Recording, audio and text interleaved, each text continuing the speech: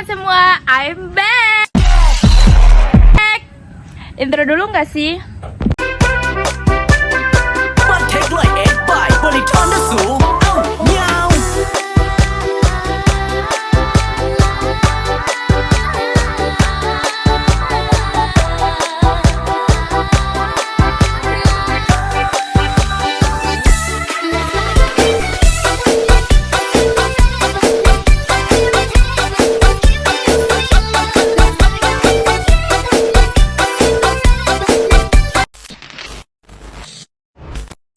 Assalamualaikum warahmatullahi wabarakatuh. Halo teman-teman semua, kembali lagi dengan saya Audi.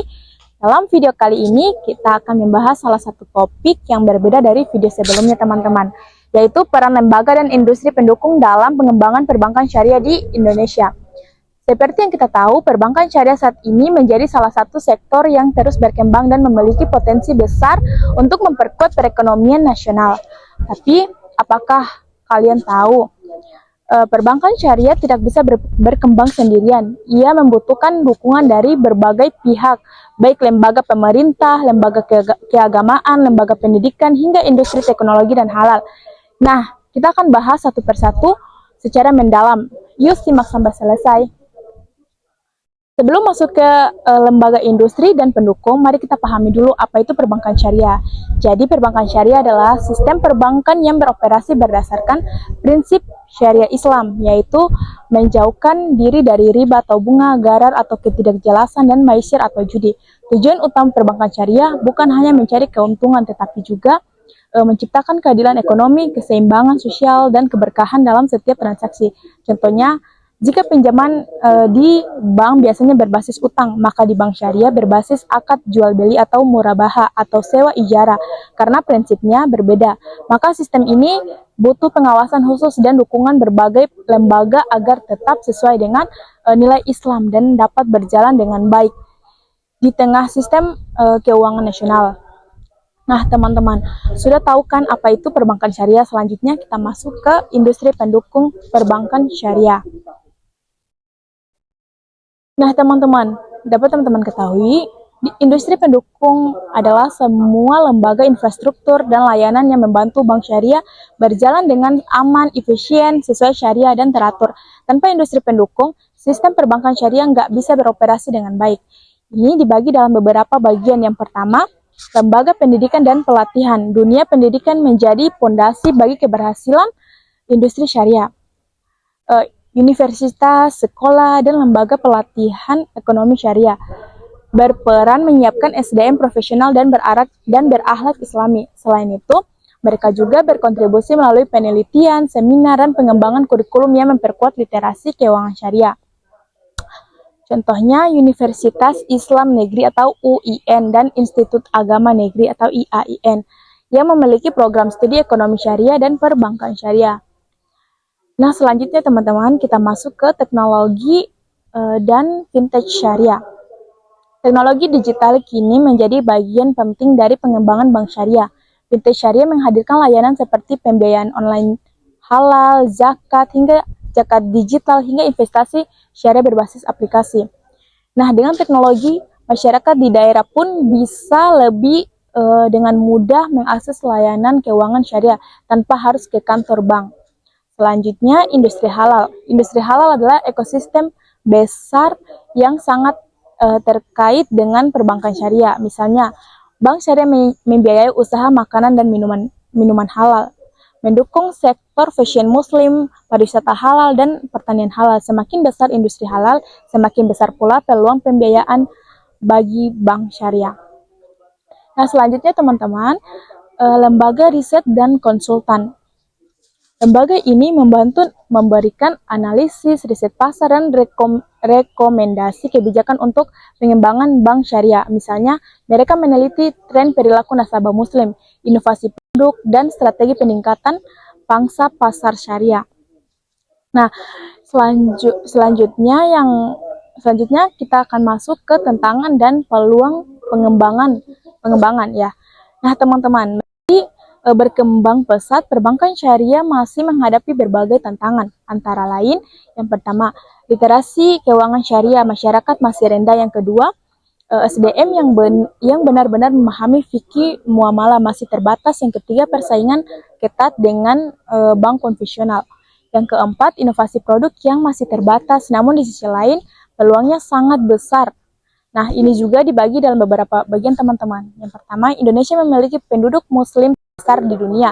Yang kedua, dukungan pemerintah terhadap ekonomi syariah semakin kuat.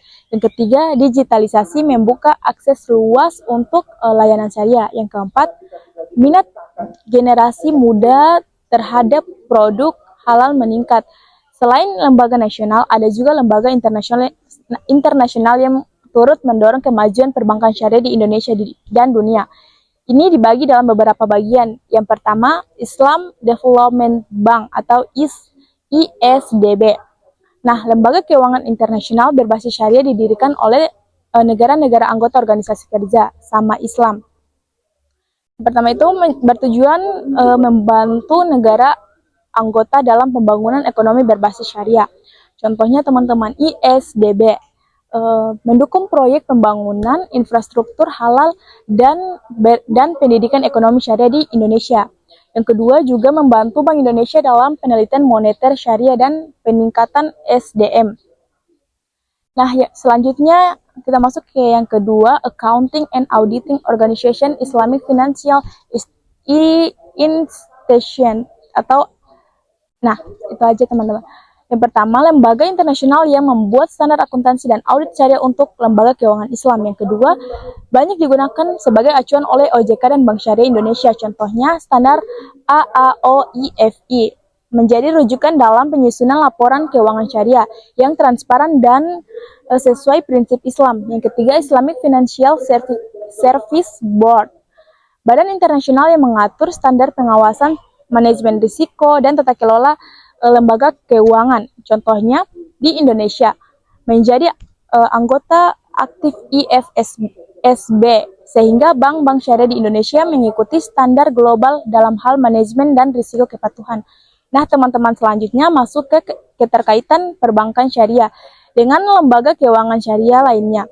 Bank syariah tidak berdiri sendiri, teman-teman. Ia juga terhubung dengan berbagai lembaga keuangan Islam lain yang saling mendukung dalam ekosistem ekonomi syariah. Nah, selanjutnya asuransi syariah atau takaful, melindungi aset dan risiko nasabah sesuai prinsip tolong-menolong, ta'awun. Nah, itu. Yang kedua, dana peserta dikelola bersama, bukan dijadikan keuntungan perusahaan. Contohnya, nasabah bank syariah bisa mengambil pembiayaan rumah syariah yang dilengkapi dengan perlindungan dari asuransi takaful, teman-teman.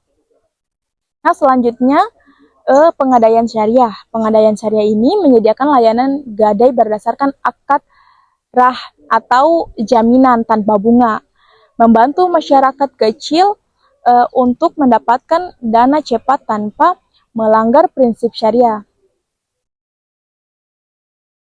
Nah, contohnya banyak bank syariah bekerja sama dengan pengadaian syariah untuk penyaluran pembiayaan untuk penyaluran pembiayaan mikro. Lembaga amil zakat, LAZ, dan Bajnas. Nah, ini mengelola dana sosial seperti zakat, infak, dan sedekah, bersinergi dengan bank syariah untuk penyaluran dan pembayaran zakat digital. Nah, teman-teman, contohnya nasabah bisa membayar zakat langsung lewat aplikasi BSI Mobile yang terhubung ke Bajnas. Nah, selanjutnya kita masuk setelah yang tadi, kita masuk ke Badan Wakaf Indonesia. Ini mengatur wakaf secara profesional dan produktif. Yang pertama itu bekerja sama dengan bank syariah untuk membuka rekening wakaf uang. Contohnya, program wakaf produktif melalui bank syariah digunakan untuk membangun pesantren, rumah sakit Islam, dan usaha-usaha kecil lainnya. Selanjutnya ada dampak sosial dan ekonomi dari pengembangan perbankan syariah, teman-teman. Nah, dapat teman-teman ketahui, pengembangan perbankan syariah bukan hanya soal ekonomi, tetapi juga berdampak pada kesejahteraan sosial umat. Nah, ini juga terbagi dalam beberapa bagian teman-teman. Yang pertama, meningkatkan kesejahteraan masyarakat. Nah, melalui sistem bagi hasil, masyarakat ikut menikmati keuntungan usaha, bukan sekedar nasabah pasif. Bank syariah sering menyalurkan pembiayaan mikro tanpa bunga untuk usaha-usaha kecil, teman-teman. Nah, perlu teman-teman ketahui, misalnya ada contohnya juga teman-teman, misalnya BTPN Syariah fokus pada membantu ibu-ibu pelaku UMKM dengan pembiayaan mikro syariah. Hasilnya banyak keluarga keluar dari kemiskinan. Yang kedua, mendorong pertumbuhan ekonomi halal. Nah, teman-teman, Bank Syariah membantu pendanaan industri halal seperti makanan, kosmetik, dan pariwisata halal. Contohnya, BSI menyalurkan pembiayaan besar ke industri pariwisata halal di Lombok dan Aceh. Nah, yang ketiga, meningkatkan kepercayaan dan etika keuangan. Nah, prinsip kejujuran, keadilan, dan tanggung jawab sosial menciptakan kepercayaan jangka panjang antara bank dan nasabah. Ini tidak ada spekulasi atau garar atau transaksi yang merugikan pihak lain, teman-teman. Nah, yang kelima, strategi pengembangan ke depan. Nah, dapat teman-teman ketahui, agar perbankan syariah terus berkembang, diperlukan strategi yang terarah dan realistis. Ini juga terbagi dalam beberapa bagian, teman-teman. Yang pertama, penguatan literasi dan edukasi. Ini menyisipkan materi ekonomi Islam di sekolah dan universitas. Yang kedua, mengadakan webinar, training, dan literasi digital syariah. Contohnya, program OJK, mengajar dan BI Goes to Campus, membahas keuangan syariah di kampus. Yang kedua, inovasi produk. Ini mengembangkan produk modern seperti green financing atau pembiayaan ramah lingkungan, digital wakaf, dan crowdfunding halal. Yang ketiga, kolaborasi global. Di Indonesia perlu memperkuat kerjasama dengan negara-negara luar seperti Malaysia, Arab Saudi, dan Brunei Darussalam. Tujuannya untuk berbagi teknologi, pengalaman, dan jaringan investasi syariah. Selanjutnya yang keempat, peningkatan SDM syariah. Ini pelatihan intensif bagi pegawai bank tentang fikih, muamalah, dan etika bisnis Islam. Selanjutnya, sertifikasi dari DSN MUI dan lembaga sertifikasi profesi LSP Keuangan Syariah.